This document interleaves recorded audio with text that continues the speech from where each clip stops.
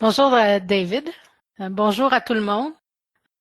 On inaugure avec ce premier balado un nouveau format de communication qui va être attaché à l'infolettre pour le Royal Saint-Laurent. Premièrement, mon nom est Louise Proulx et j'ai le plaisir d'animer cette première séance en français. Comme je viens de le mentionner, vous allez pouvoir avoir ce format de balado ou tous les autres attachés aux infolettres.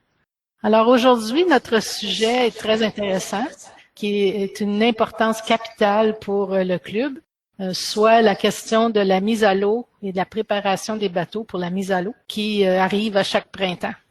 Alors, on a pensé pour cette première présentation parler avec David Fee, qui est notre gérant du port.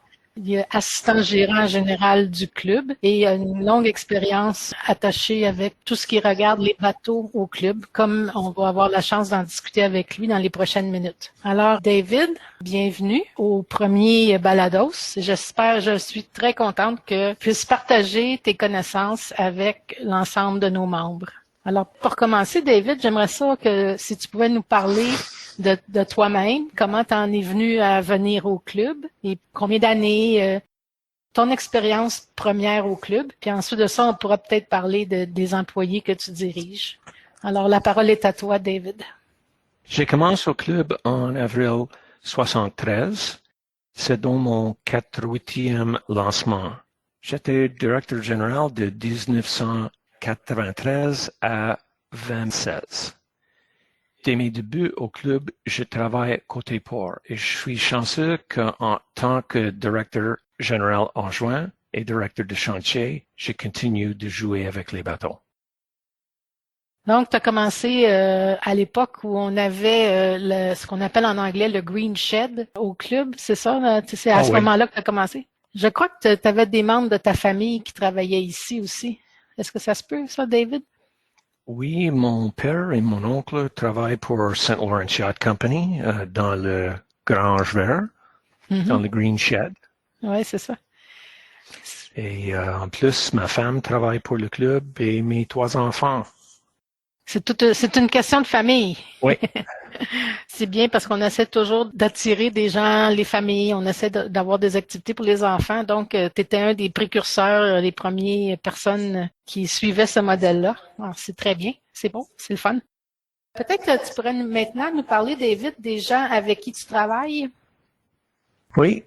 Printemps dernier, nous avons tout un changement. Dave Gillies, contremaître et conducteur de Travel Lift pendant 40 ans, se blessé l'épaule en automne 2019. Il ne peut pas travailler. Dave a été opéré en mars et ça va bien, mais il est peu probable qu'il revienne. Jeff Adams s'entraîne avec Dave depuis quelques saisons et il a pris le relève en tant que conducteur principal de Travel Lift au printemps dernier. Nous avons une très bonne équipe avec nous cette année, dirigée par Ryan Amy et Jeff Adams. Nous avons Greg, Jean, Sonny, George et Rico. Le printemps dernier, c'était la première fois qu'un d'entre eux participant à la mise à l'eau des bateaux. Tu veux dire que parmi l'équipe qui travaille au port, il y a des gens que c'est leur première année qui travaillent, c'est ça, David? That's it. Je crois aussi, je ne sais pas si les gens le savent, mais parmi l'équipe avec qui tu travailles, ils ont comme 2 tâches différentes. Il y en a qui s'occupent plus des terrains et des bâtiments, tandis que les autres s'occupent plus de tout ce qui est rapport avec les bateaux. Par contre, j'imagine quand c'est la mise à l'eau, tout le monde travaille sur le même projet. C'est bien ça, hein? Je pense que c'est juste pour... tu t'occupes des 2 côtés avec Ryan. Oui. Peut-être que, David, on pourrait parler de la mise à l'eau comme telle des bateaux. Je sais que c'est tout un processus, qu'on a des groupes qui sont appelés un par un. Mais avant de mettre le bateau à l'eau, il y a quand même plusieurs préparatifs à faire. Est-ce que tu pourrais peut-être nous en parler un peu? Comment on prépare les bateaux ou comment vous, dans la cour, vous voyez, vous avez besoin qu'on fasse? Pour l'équipage de port, la saison de navigation commence lorsque la glace quitte le port. Cela produit normalement autour de le 12 avril. Donc cette année, nous avons un démarrage incroyable Tous les quais doivent être déplacés en l'automne avant le gel. Ils doivent donc être repositionnés et sécurisés pour l'été. Il faut 2 semaines solides pour mettre en place. La hauteur de l'eau, le vent, la pluie peut retarder le processus. Cette année, nous avons ajouté 22 nouvelles places sur la promenade Heinz et nous continuons quelques autres ajustements pour adapter à les bateaux plus grands. À chaque début de printemps ou à la fin de l'été, il y a une valse de bateaux, mais il y a aussi une valse des quais. Les quais doivent être bougés, si je comprends bien, et puis au printemps, mais aussi à l'automne pour les préparer pour l'hiver. Alors, c'est quand même beaucoup de travail avant même qu'on puisse commencer à penser à mettre les bateaux à l'eau. C'est vraiment intéressant. Mais une fois que moi j'ai reçu mon appel pour qu'on puisse mettre notre bateau à l'eau, alors je sais que il y a des choses que je dois préparer. C'est quand même des gros morceaux, c'est pesant, puis c'est précieux. Il y a quand même une certaine valeur monétaire attachée à tout ça. J'imagine que premièrement, pour la sécurité des employés, est-ce que vous demandez aux gens de faire des choses en particulier ou de suggérer de ne pas faire des choses en particulier côté sécurité? Personne ne veut voir quelqu'un blessé, alors s'il vous plaît, n'allez pas sous le bateau. Le conducteur ne peut pas voir que de son côté de Travelift et il dépend de son équipage qui le guide. S'il y a quelque chose à faire sous le bateau, juste avant le lancement, informez Jeff avant que votre bateau soit levé et il vous indique où et quand procéder. Nous ne pouvons pas déplacer le bateau quand il y a quelqu'un à bord. Veuillez donc faire descendre tout le monde avant que le bateau soit soulevé.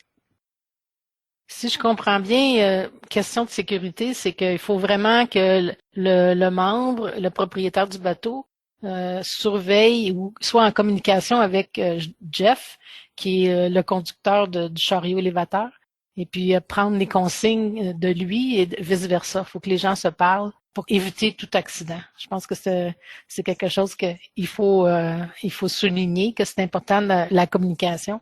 Même si on est à côté du quai, on voit notre bateau dans les sangles, il faut regarder Jeff puis prendre conscience de ce qu'il veut qu'on fasse. OK. David, qu'est-ce qu'un membre doit faire pour préparer son point d'accostage lorsqu'on est prêt pour la mise à l'eau? Qu'est-ce que tu nous suggères? Visitez votre quai avant le lancement. De nombreux membres installent leur pare-choc et des lignes de quai permanentes. Vérifiez que tout est intact et sécurisé. Je sais qu'on va préparer durant l'été peut-être un petit cours de faire des nœuds, comment faire les différents types de nœuds, dépendant de type d'équipement qu'on a besoin. Et puis, je pense que David, on va te demander justement, parce que tu as beaucoup d'expérience, de nous donner un cours à un moment donné, rendu au mois de juillet, quelque part. Alors, on vous annonce ça en primeur. I tell you now, it's better than I speak French. Est-ce que tu peux nous parler de qu'est-ce que les membres devraient faire ou qu'est-ce qu'on doit, sur quoi on doit se concentrer pour être prêt à mettre nos bateaux à l'eau au printemps, puis peut-être en même temps nous dire s'il y a de différences de préparation entre un bateau à voile et un bateau à moteur. Pour tous les bateaux, à moteur ou à la voile, une grande partie de la préparation est de nature esthétique. Mais n'oubliez pas les bases comme le bouchon de coque. Oui, ce serait important de se rappeler. Donc, on est rendu à mettre le bateau à l'eau. On est prêt de notre côté. On attend. Peux-tu nous raconter un peu, David, qu'est-ce qu'on fait si on attend ton appel, si tu nous donnes un rendez-vous, est-ce qu'on doit être là à l'heure ou légèrement d'avance ou tout ce qui compte, peut-être les questions techniques, les questions pratiques lors de notre rendez-vous pour la mise à l'eau du bateau. La plupart du temps, nous sommes très ponctuels et souvent un peu en avance. Veuillez garder votre voiture à la carte des opérations de mise à l'eau. Une fois que nous avons le bateau dans les lignes de flottation, nous nous arrêtons pour vous permettre de monter à bord. Démarrez vos souffleurs et prenez le temps dont vous avez besoin pour vérifier les fuites. 1 minute supplémentaire dans les slings pour vérifier écart par rapport de ramener le bateau dans le lift pour un issue urgent. Lorsque vous avez vérifié les fuites et que votre moteur tourne à la ralenti, vous pouvez nous faire savoir que vous êtes prêt à libérer. Attendez que l'équipage vous informe que vous êtes libre de le sling avant d'essayer de sortir le lift. Quand un membre met son bateau à l'eau, est-ce que ça serait prudent ou ça serait avisé de demander l'aide d'un autre membre ou de quelqu'un de sa famille pour aider? Est-ce que vous conseillez d'avoir de l'aide? Il est préférable d'avoir une aide pour que vous puissiez amener votre bateau à votre quai en toute sécurité.